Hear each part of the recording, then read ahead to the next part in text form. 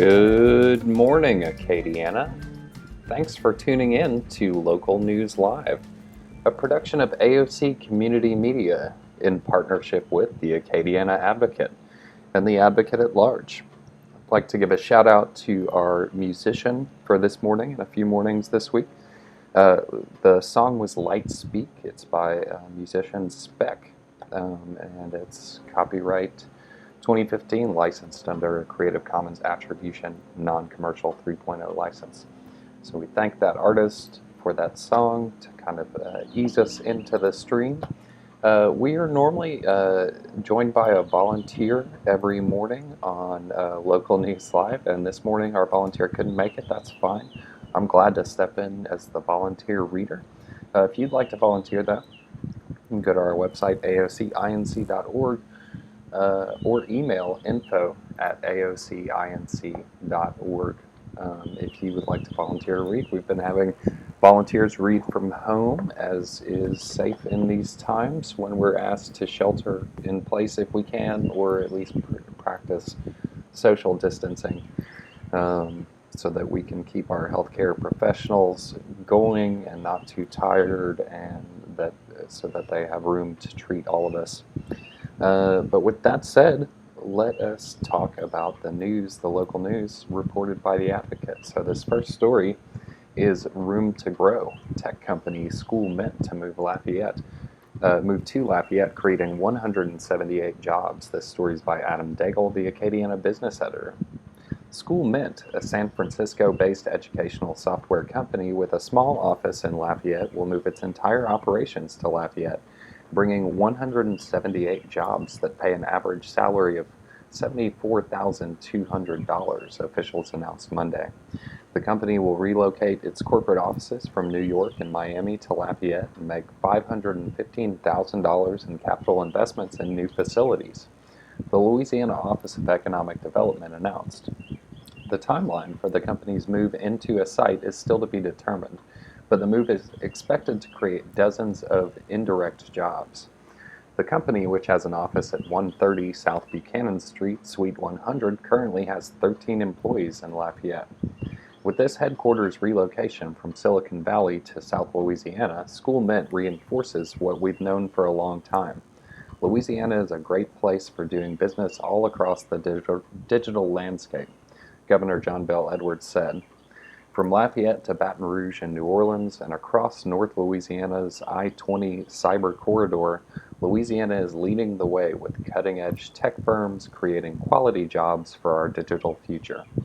With this project delivering hundreds of new quality jobs, we are happy to welcome School Mint to our growing family of leading high-tech companies. School Mint acquired a Lafayette-based company in 2019, and company officials said they've begun considering consolidation and relocating there as they tapped into the area's pro-technology and pro-business climate, college-to-career pipeline, and availability of local talent, economic development officials said. CEO Brian McDonald, who recognized about 10 employees at the announcement who have already relocated to Lafayette, praised the resources available in Louisiana for the company to continue to grow. The company first became aware of the area in November after it acquired Smart Choice Technologies, a Lafayette-based company started in 2004 by Casey Bienvenu, then a sophomore at Karen Crowe High School. Smart Choice was then acquired by Lafayette-based Firefly Digital, which hired Bienvenu and allowed him to offer his program to schools across the country. McDonald said Firefly Digital CEO Mike Spears is a strategic advisor to McDonald's senior leadership team. School Mint decided on Lafayette after the company visited sites in Texas, North Carolina, Colorado, Pennsylvania, Tennessee, and Florida, he said. It's no secret that a lot of California-based companies have decided to look outside California, McDonald said. It's become increasingly challenging to continue to operate there. And at the same time, communities have really stepped up their game in terms of innovative spirit and their availability to resources and talent. The more we looked at Lafayette, the more we were confident we could grow faster and support our customers greater and offer an outstanding quality of life to our employees here more than anywhere else that we'd seen around the country.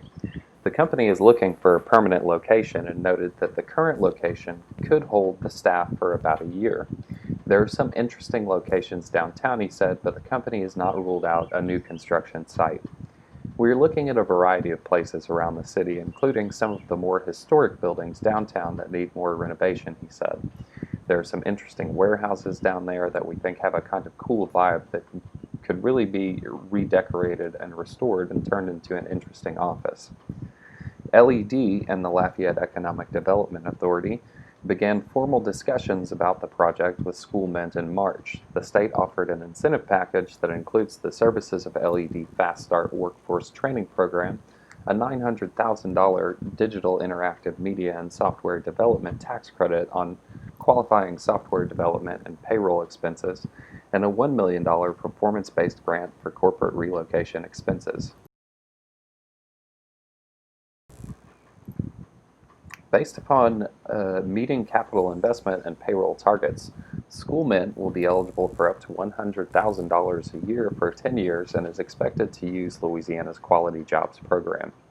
SchoolMint Inc. serves over 9 million students in 18,000 schools across the country. It specializes in application and lottery management, registration and re-enrollment, tardy tracking, and positive behavior reinforcement to make schools operate more efficiently. The company will have a career fair in the coming weeks, McDonald said. We see our mission as helping our customers create bright, sustainable futures, he said. We think we can do that better here than anywhere else in the United States. We see Lafayette and Louisiana as the place where SchoolMint will write the next several chapters of our own bright, sustainable future. We are thrilled to be here.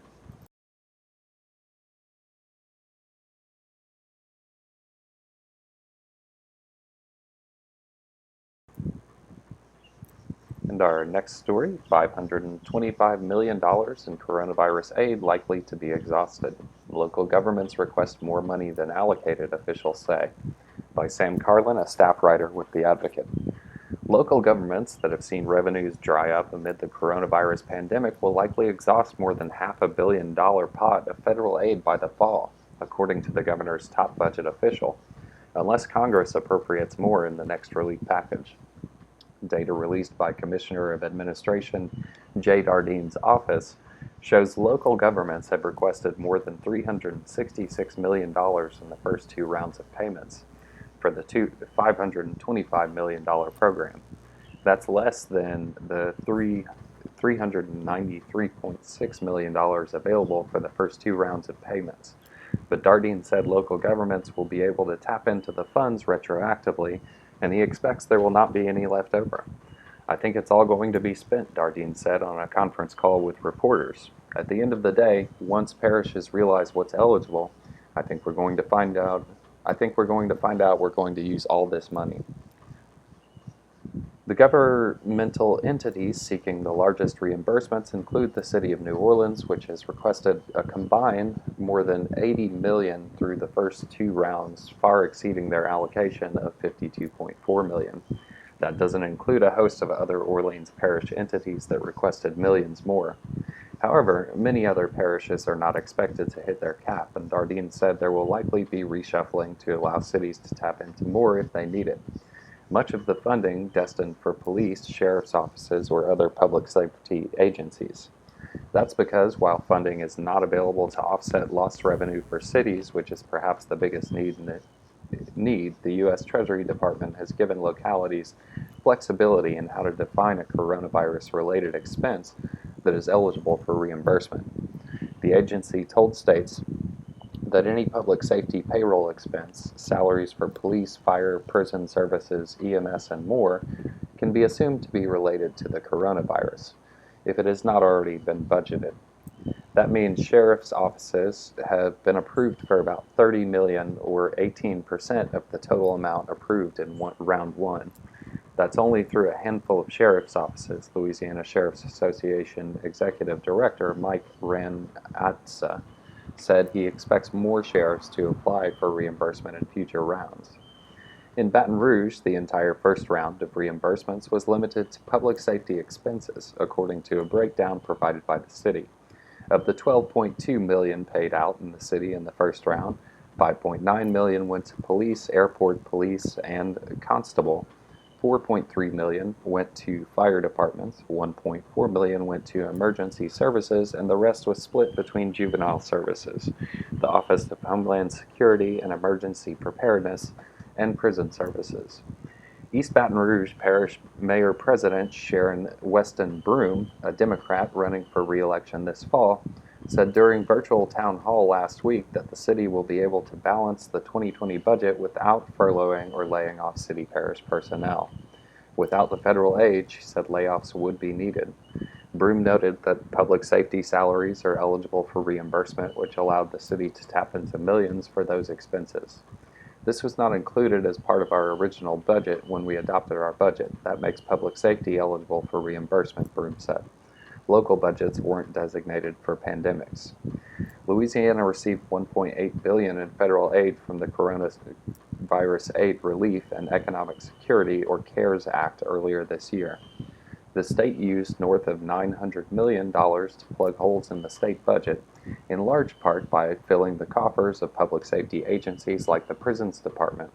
Another $525 million went to local governments, and $275 million went to Small Business Grant Program, and $50 million went to frontline workers. Some Republican lawmakers had hoped leftover money from the local government pot could be redirected toward businesses, but Dardenne said that likely won't be the case. "I really don't think there's going to be any leftover money at the end of the day," he said. Our next story. WBR police sued in fatal raid. Man killed as deputies served no-knock warrant, by Yusuf Radad, staff writer. Nearly a year after a West Baton Rouge Parish deputy fatally shot a Port Allen man in the back of the neck while serving a no-knock warrant, his girlfriend filed a federal lawsuit arguing the sheriff's office and its deputies violated the couple's civil rights. The lawsuit centers on the July 2019 shooting of Joseph Richardson, 38, who was unarmed and wearing only shorts when deputies entered his room at the Budget 7 motel near Port Allen, according to the lawsuit filed last week in U.S. District Court. Richardson's girlfriend, Jessica Cloutier, was the only other person in the room during the shooting and said deputies shot her boyfriend within a few seconds of storming the room. The law officer showed a reckless showing and callous disregard for their lives and safety, Cloutier argues in her lawsuit. She also says her arrest on a suspicion of drug charges after the raid was an attempt to intimidate her and has caused emotional harm and fear. Her lawsuit names the West Baton Rouge sheriff and Deputy Vance Matrenga, who was responsible for the shooting, as well as the other law officers who were part of the narcotics task force. It seeks monetary and punitive damages against them. The shooting raised several questions among Richardson's family and their supporters, including the no-knock warrant allowing law officers to enter the motel room without announcement. The technique received renewed scrutiny following the March police shooting of Breonna Taylor in Louisville, Kentucky, who was killed after officers rushed into her apartment while she was sleeping. Some cities have ended or limited the use of no-knock warrants after officers and suspects have been killed and seriously injured while executing them.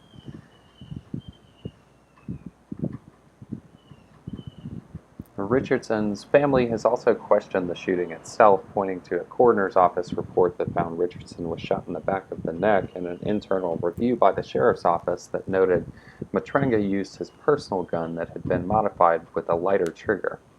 The Louisiana Attorney General's office declined to file charges against Matrenga this year, and an internal review by the sheriff's office saw him return to work after finding he violated no department rules.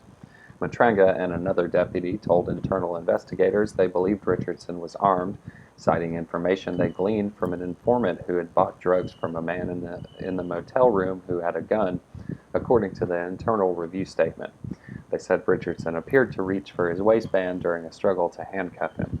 The state and local reviews make no mention of finding a gun in the motel. Richardson's family have called for a federal review of the case and plan to move forward with their own wrongful death lawsuit, filed shortly after the deadly encounter.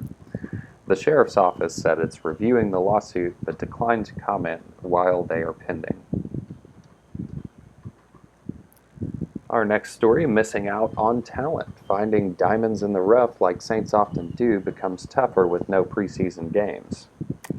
Imagine if last year was this year. Picture there being no preseason football games in 2019. Deontay Harris, a Saints rookie at the time, wouldn't have gotten a chance to return those 10 punts for 147 yards, or those 8 kickoffs for 201 yards like he did last preseason. We wouldn't have seen this 78-yard punt return for a touchdown against the New York Jets in the Saints' third glorified scrimmage that all but sealed his spot on the roster. And we probably wouldn't have ever known that Harris, an undrafted unknown out of tiny Assumption College, was one of the best special teams players in the league. Without a preseason, would Harris have went on to earn first-team All-Pro honors like he did, or would he have ended up on some XFL team trying to prove himself? Who knows? But what we do know is there won't be a preseason this year. The NFL made it official Friday that it was scrapping all preseason games this year. It was something players wanted because it gives them more time to acclimate since the pre-training camp off-season was a no-go because of the COVID-19 pandemic. While the seasoned veterans probably popped a glass of champagne upon hearing the news of no meaningless football games in August, let's not forget about those guys who the preseason means everything to. Rookies you've barely heard of and veterans trying to show they've still got it won't get a chance to show what they can do in the closest thing possible to an actual game. Climbing the ladder from the bottom of the roster to one of those 53 rungs at the top will be a whole lot tougher this time. It's even harder for those trying to wear a helmet with a fleur-de-lis on it, considering the Saints have one of the league's deepest rosters. It was going to be hard to make it even with 4 preseason games to show what you can do. Without those 4 games, playing under the bright lights of the Superdome against someone else instead of practice field in Metairie against each other, it becomes even tougher. And some may not even make the first cut before training camp, since the league decided that the camp rosters will consist of 80 players instead of the normal 90. So that's 10 players who will be looking for work before training camp even begins. The Saints, as you know, have always excelled in finding diamonds in the rough. Just in the past 2 seasons, they have had 2 undrafted players, Harris and JT Gray, be named All-Pro. Making that happen for a 3rd straight year is a lot to ask with no preseason games. You'd better be a good practice player, because those who aren't great in practice but who can turn it on during the games won't get that chance now. The training camp is your preseason game. As a result, don't expect training camps to be like those in the past. This will be the time coaches have to do all their evaluating. Former Saints offensive lineman Zach Strife, a 7th-round draft pick in 2006, isn't sure if preseason games were a make or break for him 14 years ago. But he does know that without those games, training camp will likely be different this time around. It's going to be very hard to show that type of performance in practice, and that's why I think the training camp itself is going to look really different to those guys, said Strife, who now handles play-by-play duties for Saints radio broadcast. Because almost every day they're going to have to find ways to put guys in highly stressful situations to see how you respond, to see if they can trust you in those big moments. Fortunately for the Saints, they don't have any giant holes to plug in anyway. But for other teams, especially younger ones trying to build the type of success the Saints have had over the past 3 seasons, it becomes harder to do so if you miss out on some hidden talent. Although most fans and veterans aren't fond of preseason games, it can be where some strike gold. For some, preseason is where some legends are born. Just ask former Denver Broncos running back Terrell Davis, who had this to say about the preseason games earlier this week on the NFL Network. There are going to be a lot of guys who won't get their shot because they just don't have the time and they are not getting the reps, Davis said. So I feel bad for some of those free agents. How's a guy who was late or undrafted free agent going to make their mark now? Davis knows firsthand. He says a tackle he made on special teams in a preseason game in 1995 as a sixth-round draft pick is what got me on the map. You know his story. He went on to be league MVP and Hall of Famer. So, chances are we might miss out on this year's feel-good story making a 53-man roster.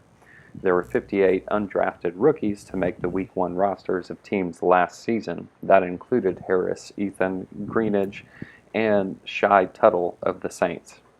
It also includes players around the league like former brother Martin and Tulane defensive back Rod Teamer, who made the Los Angeles Chargers roster and started 6 games after not hearing his name called during the draft. If last year was this year, with no preseason, some of those players may not have even made the cut. And if that had happened, Strife would have never gotten the chance to make his radio call of Harris' punt return for a touchdown against Seattle Seahawks, or Tuttle's interception and stiff arm against Atlanta Falcons quarterback Matt Ryan. There's no question that guys who are undrafted this year, guys who were late draft picks, have an uphill battle, Strife said, especially on a team like the Saints. All right, and now we're going to go to the Today's in History, a little Associated Press feature. Today is Tuesday, July 28th, the 210th day of 2020. There are 156 days left in the year. Today's highlight in history. On July 28, 1945, the U.S. Senate ratified the United Nations Charter by a vote of 89-2. On this date in history, in 1974, Maximilien Robespierre, a leading figure of the French Revolution, was set to the guillotine. In 1914, World War I began as Austria-Hungary declared war on Serbia. In 1932, federal troops forcibly dispersed the so-called bonus army of World War I, veterans who had gathered in Washington to demand payments they weren't scheduled to receive until 1945. In 1943, President Franklin D. Roosevelt announced the end of coffee rationing, which had limited people to 1 pound of coffee every 5 weeks since it began in November 1942. In 1945, a U.S. Army bomber crashed into the 79th floor of New York's Empire State Building, killing 14 people.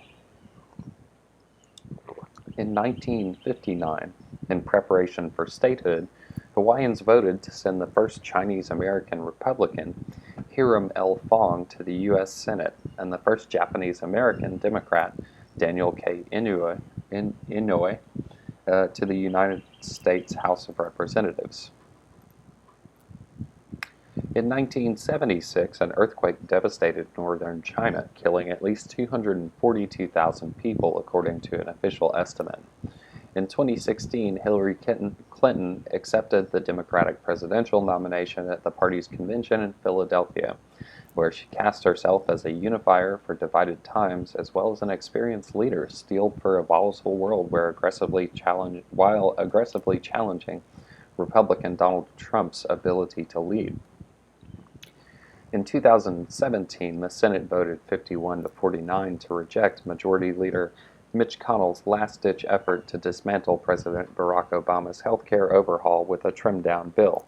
John McCain, who was about to begin treatments for a brain tumor, joined 2 other GOP senators in voting against the repeal effort. U.S. District Judge Susan Bolton, 10 years ago, put most of Arizona's toughest in the nation immigration law on hold just hours before it was to take effect. In September 2012, Bolton ruled that police could enforce the so-called "show me your papers" provision of the law. 5 years ago, President Barack Obama wrapped up his trip to Kenya and Ethiopia in Addis Ababa, where he urged African leaders to leave office peacefully after their terms expired. It was announced that Jonathan Pollard, the former U.S. naval intelligence analyst who had spent nearly 3 decades in prison for spying for Israel, had been granted parole. 1 year ago, A gunman opened fire at a popular garlic festival in Gilroy, California, killing 3 people, including a 6-year-old boy and a 13-year-old girl, and wounding 17 others before taking his own life. Today's birthdays: actor Daryl Hickman is 89. Ballet dancer choreographer Jacques Dambos is 86. Musical conductor Ricardo Muti is 79. Former Senator and NBA Hall of Famer Bill Bradley is 77. Garfield creator Jim Davis is 75. Singer Jonathan Edwards is 74. Actress Linda Kelsey is 74. TV producer Dick Ebersol is 73. Actress Sally Struthers is 73. Rock musician Simon Kirke, Bad Company, is 71. Rock musician Steve Morse of Deep Purple is 66. Former CBS anchorman Scott Pelley is 63. Alt-country rock musician Mark Perlman is 59. Actor Michael Hayden is 57. Actress Lori Loughlin is 56. Jazz musician and producer Delfeo Marsalis is 55. Former hockey player Garth Snow is 51. Actress Elizabeth Berkley is 48. Singer Afroman is 46. Country musician Todd Anderson of Heartland is 45. And rock singer Jacoby Shaddix of Papa Roach is 44. And in your zodiac today, here we go. Leos, born between July 23rd and August 22nd, don't put yourself in a precarious position. Be consistent and follow your heart. A routine that promises better health, peace of mind, and compatibility with others is encouraged. Virgos, born between August 23rd and September 22nd, you are responsible for your happiness. Take control of your life, say what's on your mind, and refuse to let anyone stand between you and what you want to achieve. Libras, September 23rd to October 23rd birthdays. Rely on your skills, intelligence, and beliefs. If someone tries to push you in a different direction, recognize what you have to do and follow your path.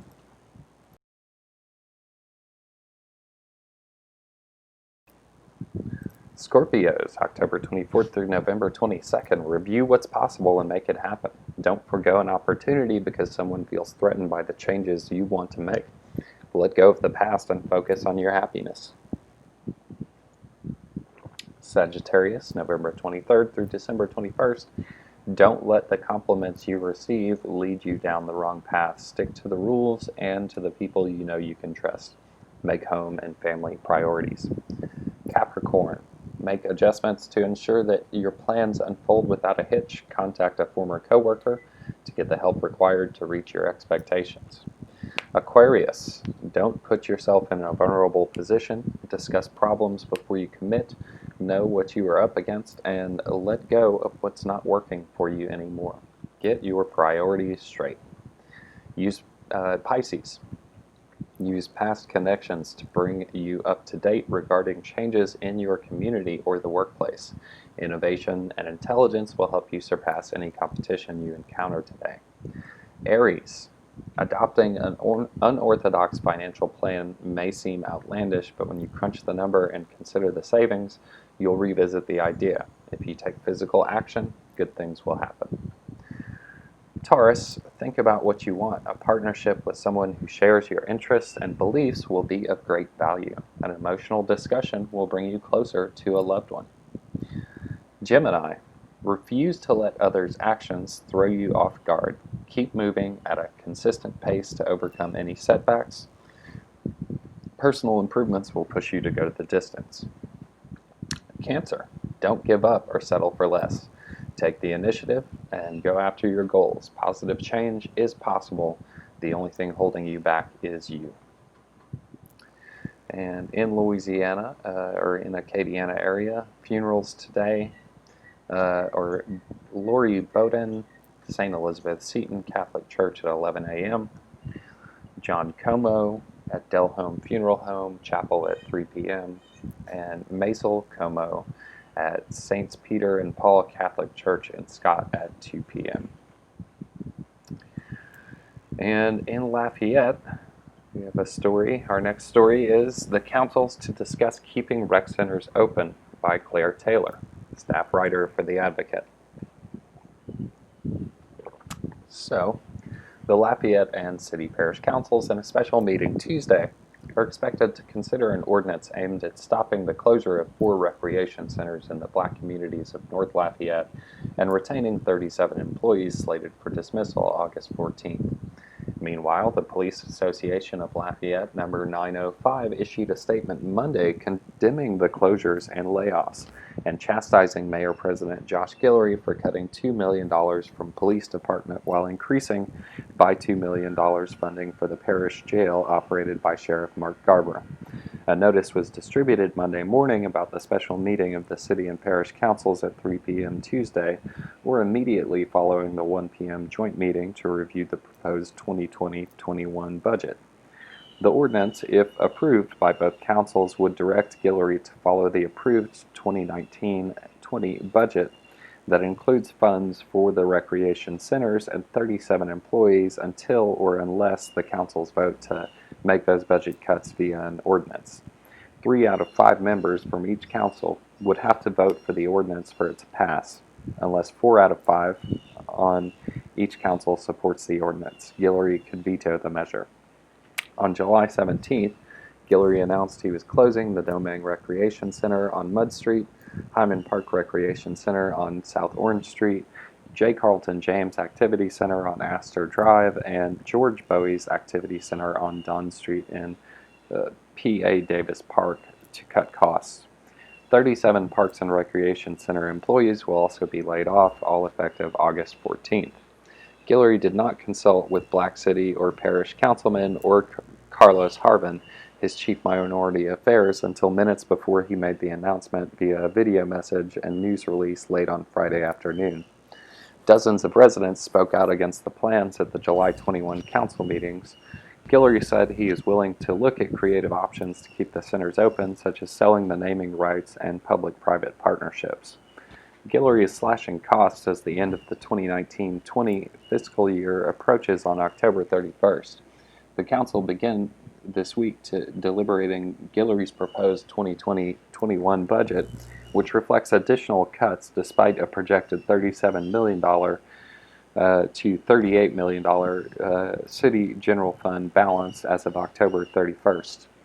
The mayor-president cites the dramatic loss of city sales tax income because of business closures ordered to slow the spread of coronavirus, but most businesses have reopened, and Guillory's sales tax projections for July through October are lower than the worst month of sales tax collections when most businesses were closed. Also on Monday, the Lafayette Police Association distributed a position statement voted on by its membership. It calls Guillory's proposed cuts to Parks and Recreation an irrational decision that could leave youngsters with nothing to do and more vulnerable to involvement in crime. The Police Association also objects to proposed cuts to the city police fire departments in Guillory's 2020-21 budget, while increasing by $2 million funding for the Parish jail under Garber. The Sheriff's Office responded with its own news release Monday afternoon, saying the $2 million is money from a Parish jail tax that can't be used for city police. Garber and previous Mayor-President Joel Robideau were at odds over funding for the jail, which the parish is obligated to do. Garber, feeling the parish underfunded the jail by more than $12 million, filed a lawsuit in October 2019 against Lafayette Consolidated Government. A parish property tax for jail operations and maintenance hasn't produced enough revenue to cover needs for years. As a result, LCG has taken money from another property tax dedicated to the jail and parish courthouse, leaving insufficient money for the courthouse. In our next story, Louisiana's small businesses can get $15K in grants by Timothy Boone, staff writer for The Advocate. The Main Street Recovery Grant Program, which allows small businesses to get reimbursements of up to $15,000 for expenses they incurred as a result of the coronavirus pandemic, will be launched Tuesday. State Treasurer John Schroeder said he's expecting a pretty big turnout on the first day at LouisianaMainStreet.com.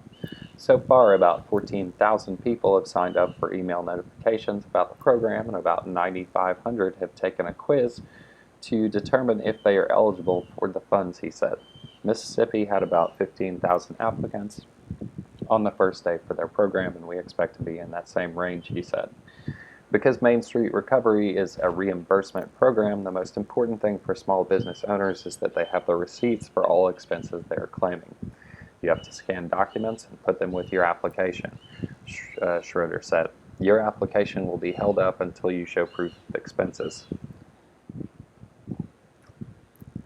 Businesses that were forced to close or otherwise affected by pandemic can claim reimbursements for a range of expenses incurred since March 1st. Rent, insurance, utilities, payroll, inventory replacement, teleworking equipment, sanitizers, cleaning supplies, and equipment needed to set up social distancing are all eligible expenses. About the only thing that can't be claimed is lost revenue. The program was established by Republican lawmakers in the recently concluded special session.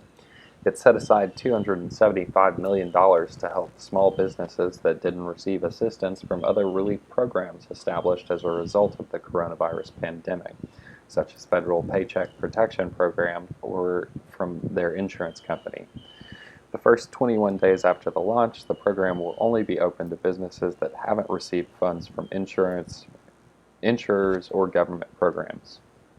The goal is to pay out $40 million in the first 2 months of the program to businesses that are owned by women, minorities, and veterans. After 21 days, the program will be open to all businesses that were domiciled in Louisiana as of March 1st, have fewer than 50 employees, are at least 50% owned by a Louisiana resident, and filed state income taxes in 2018, 2019, or plan on filing in 2020. Home-based businesses and franchises are eligible, as are sole proprietorships, but the businesses must have physical location that is open to customers and employees. Along with the website, the Treasurer's Office has set up a toll-free number at 888-795-4947 for business owners with any questions. Again, that number is 888-795-4947. For business owners with any questions. The phone number will be in operation from 8 a.m. to 5 p.m. Monday through Friday. And our next story, services set for murder-suicide victim, Youngsville mother described as an ideal homemaker. Story by Megan Wyatt, a staff writer for The Advocate. Funeral arrangements have been set for the Youngsville mom, who police say died Thursday night when her estranged husband shot her before turning the gun on himself. Lori Bowden, 42, is remembered in her obituary as the ideal homemaker and a devoted mother known for cooking the best rice dressing and coaching soccer teams. She's also remembered for her beautiful smile and forgiving heart. She was a lover of coffee, Christmas, chit-chat, and gift-giving, the obituary said. She was a fitness enthusiast and took pleasure in her daily workouts. She was sentimental, yet humorous and outgoing, and possessed a contagious laugh that could be heard around the world.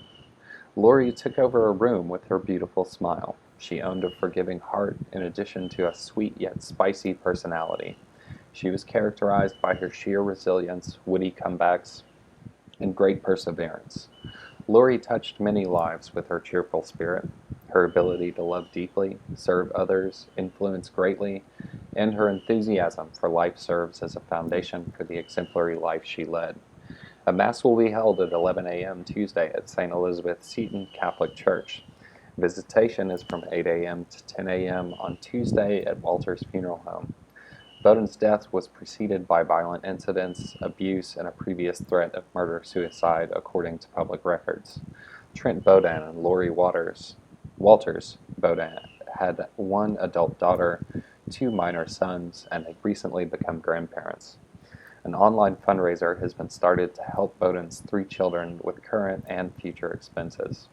About $18,000 has been raised in just one day. We all know Lori surrounded herself with many amazing people who want to help her children as they try to process this tragedy. Bricky Martin, the fundraiser's organizer, wrote on the GoFundMe page. This account will help them with the current and future expenses. If you are reading this, please pray for Mackenzie, Sean, and Ethan as they now face the days, months, and years without their beautiful mother who loved them more than anything. what looks to be maybe our last story of the day. Second to last story of the day, sorry. St. Martin Parish inmates test positive for coronavirus by Ken Stickney, a staff writer. Sheriff Beckett Burrows said Monday that St. Martin Correctional Center inmate has tested positive for COVID-19, the first case at the facility. In a statement, the sheriff's office said medical personnel tested the inmate Sunday, and St. Martin Hospital and Correctional Center personnel are monitoring the situation. The facility is following all COVID-19 protocols. In an effort to lessen the exposure to other incarcerated individuals, we are currently in communication with other public agencies to explore all avenues necessary for expediting pending court cases, the sheriff's office said. Since February, masks have been mandatory and temperature checks have been routinely administered to prevent COVID-19 and stem its spread. Personnel at the St. Martin Parish Correctional Center have been diligently working since February to prevent the spread of COVID-19 by taking measures such as mandating masks and administering temperature checks for inmates and staff who enter the facility. The Correctional Center and Sheriff's Office is routinely cleaned and stringent protocols have been in place for booking inmates, the statement said. The State Department of Public Safety and Corrections does not direct local correctional centers, Department spokesperson Ken Pastorick said Monday, and it doesn't enforce any protocols at the local correctional facilities, but the department has provided informational guidance and support to the Louisiana Sheriff's Association and local sheriffs during the COVID-19 response, the department website said. To support local sheriffs, the state designated a vacant camp at the Louisiana State Penitentiary as a place to isolate inmates who are located in local jails that cannot isolate from the general population, the department's website said. Camp J is staffed independently of the other prison camps, and existing Angola inmates have no contact with Camp J facility housing these sick inmates, the website said. The Department of Corrections confirmed Monday that an employee at the state penitentiary, Sergeant Rosa Thomas, had died from COVID-19. She worked for the state for 13 years. And what I think might be close to our last story. Thanks again for tuning in to Local News Live. If you'd like to volunteer, check out our website, aocinc.org, or email us at info@aocinc.org. Last story, Acadiana COVID-19 outlook remains mixed by Ben Meyer, staff writer for The Advocate. The Acadiana Regional Coronavirus Outlook remained murky Monday, with rolling weekly case counts dropping in some parishes and rising in others. Hospitalizations for COVID-19 climbed after 4 days of declines, with 295 inpatients as of Monday. The 7-parish region remained slightly below the peak of 304 established the previous week. Deaths continue to rise as well, with 5 additional COVID-19 deaths recorded Monday. The region of a little more than 600,000 people had seen 77 deaths over 2 weeks. That was a 133% increase over the 14-day rolling death count on July 13th. The 7-day regional case counts of 2,698 was slightly below what it was on July 20th, a day that case and test counts across the state were inflated by the inclusion of old test results. With that day excluded from Monday rolling weekly count, the case incidence trend across the region was not clear. As a percentage of new tests over 7 days, the number of new cases in Acadiana was 12.2% on Monday, compared with 11.4% on July 20th. The picture seemed a bit clearer in some parishes, however. Lafayette Parish's 7-day case total of 887, while historically still very high, was the lowest since July 10. Vermilion Parish, on the other hand, continued to see a week-over-week case increase, with 332 in the past 7 days, compared with 242 on July 20th. And with that will conclude our local news stories. We still have some time, so if you'll bear with me, I'll see if I can get into the PSA document so I can read some of our PSAs. I apologize for not being prepared before the show, but I did not realize I would be reading the news. We had a last-minute cancellation of one of our volunteers, And so we're always looking for volunteers to help us read the news. We can set you up to read from home. It's fairly easy. If you have access to a computer that has a microphone, like a laptop, or if you've been using Zoom meetings, then you're prepared to read the news for us. So let's see if I can get these PSAs opened, and we will close out the news today with a few PSAs. I'll just take a sip of coffee right now. All right, so coming up tomorrow, Wednesday, July 29th, 2020, from 7 to 9 p.m. At your own place is Places of Hope Virtual Open Mic. Martha Garner, you can contact Martha Garner at fowmartha@gmail.com or 337-804-2482. On Wednesday, July 29th at 7 p.m., the Festival of Words hosts Pieces of Hope Virtual Open Mic on Zoom. For 15 years, the festival has hosted the Grand Coteau-based event featuring writers, musicians, and storytellers. The literary community of Acadiana is alive and well online through the coronavirus pandemic. We come together to share or just to listen and enjoy our hopes, dreams, poems, and stories. The 2-hour open mic presents 20 writers and musicians, each performing for 5 minutes. Performers are from Louisiana and throughout the U.S. region. Make yourself a drink, grab some cheese and crackers, and sit back to enjoy some exquisite performances that will soothe, entertain, and enlighten. Featured performers are Megan Bro, Melissa Bonin, Lori Brinkhouse, Taylor Cohen, Toby Daspit, Charles Claudel Garrett, Sid Jackson, Kendra Hamilton, Shia Aber, Lori Henderson, Kirby Jambo, Julie Kane, Jacqueline Langston Lewis, Tereshia Lestraps, Claire L. Martin, James McDowell, Sister Rose Quilter, Carol Rice, Denise Rogers, Bessie Sinnett, and Bruce Snow. Go to the Facebook page for Pieces of Hope Virtual Open Mic. The link to Zoom Cafe will be available the day of the event, or contact Martha at fowmartha@gmail.com or 337-804-2482. This free community event is suitable for all ages and is sponsored by the Festival of Words Cultural Arts Collective. All right, and this next PSA is also about Festival of Words. It's for a program called Words for You, a fundraiser for Festival of Words that's happening between July 8th and August 26th, so for the next month here. You can find out more at festivalofwords.org, all one word, all lowercase. Contact is Martha Garner, again, fowmartha@gmail.com or 337-804-2482.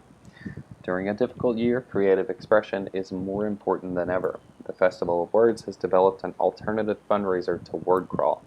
Words for You is a project of commissioned poems, stories, and songs. Under this project, festival supporters will have the opportunity to commission a work by a favorite author. How it works. Approximately 30 authors are available to choose from. Go to festivalofwords.org to begin the process. Choose an author to create an original work for you. Make a donation online. Minimum pricing will be read in a moment. Fill out a brief questionnaire about yourself to help the author get started. The writer receives the request and creates a new work based on the prompts. Virtual performance of the new works takes place August 26th. Note, limited to one piece per author. Volunteer authors include Daryl Bork, Dominic Cross, Toby Daspit, Gina Ferreira, Mona Lisa Saloy, Valentine Pierce, John Warner Smith, and many more. Donation price levels. $50 is minimum for one original work. $100 minimum for a poem by a current or former poet laureate. If you are interested, please contact Martha at fowmartha@gmail.com or at the phone number 337-804-2482, or you can contact Patrice at festivalwords@gmail.com. That's all one word, festivalwords@gmail.com. 337, or you can call her at 337-254-9695. And AOC, always glad to partner with our community partners. AOC is teaming up with the United Way of Acadiana, and we have been for Learn United. The United Way of Acadiana has teamed up with AOC and other local educational groups for Learn United, bridging the digital gap to provide educational resources for households that don't have internet but do have a television. The Learn United programs air weekdays from 8 to 2 on AOC 2, Cox 16, and LUS 4, and streaming at aocinc.org/watch. For the daily schedules and to submit content for the program, visit United Way of Acadiana website, unitedwayofacadiana.org/learnunited. And keeping calm through COVID hotline, if you're feeling overwhelmed with stress, fear, and anxiety about the uncertainty surrounding this public health emergency, there's a special Keeping Calm Through COVID hotline you can call. This connects you to trained, compassionate counselors who can offer support and who can direct you to mental health and substance abuse counseling services. Trained counselors are available 24/7. All calls are confidential. Call 1-866-310-7977. Medicaid resources. If you have lost your job or you have reduced hours, you may be eligible for Medicaid. You can apply online at mymedicaid.law.gov. You can also apply by phone by calling 1-888-342-6207 or by mail by sending information to Louisiana Medicaid, P.O. Box 91283, Baton Rouge, Louisiana 70821. Local Medicaid offices are currently closed to the public. If additional assistance is needed, you can call 1-888-342-6207. And stop the spread, call instead. For COVID-19 updates and information, visit www.311lafayette.services. Call centers with volunteers and medical professionals are active 24/7 to answer your questions about COVID-19 and determine if you need to get screened. And that phone number is 311. You can press option 2 if you're a business owner or employee or looking for a job to get information about applying for small business recovery loans, apply for unemployment benefits, and related programs. And LEDA, individuals whose hours are being reduced at work or who have been laid off from employment may qualify for unemployment insurance benefits. If you're attempting to apply for unemployment insurance and are not able to access existing online account or need help resetting your password, call Lafayette's Acadiana Workforce Solutions office at 337-262-5601. Due to high call volume, some calls may not be answered immediately. Call again at a later time or contact one of Louisiana's other local offices for assistance. You can laworks.net will be your website to check that information. In addition to unemployment insurance benefits, individuals looking for supplemental income can consider local employment opportunities with businesses who are seeking temporary, part-time, and full-time workers by visiting the COVID-19 Help Wanted resource page at lafayette.org/helpwanted or LEDA's virtual job fair page with local businesses seeking to hire local candidates for full-time employment opportunities at lafayette.org/jobs. And that will do it for the PSAs. Again, thank you for tuning in to Local News Live, a production of AOC Community Media in partnership with the Acadiana Advocate, who deliver us journalism. If you want to support the Advocate, you can get a subscription over there, which I know will really help them out and help us to remain an informed society and community that continues to get the news. So we are going to end the news broadcast now. I'll leave you with some music. Our music, again, is the song is Light Think. It's by Speck, and it is copyrighted under a 2015 attribution license from Creative Commons. Creative Commons is the licensing protocol that allows you to share your work with other people in a non-monetary exchange. It's a way to exchange ideas freely and openly, and you give credit to the artist, so the artist gets some exposure, and they were able to share their early work. So thanks again to Spec for this song, Light Think. And that has been it. My name is Matt Roberts, and we will join you tomorrow again for Local News Live, maybe with a new volunteer. Have a good day, everybody, and stay safe out there.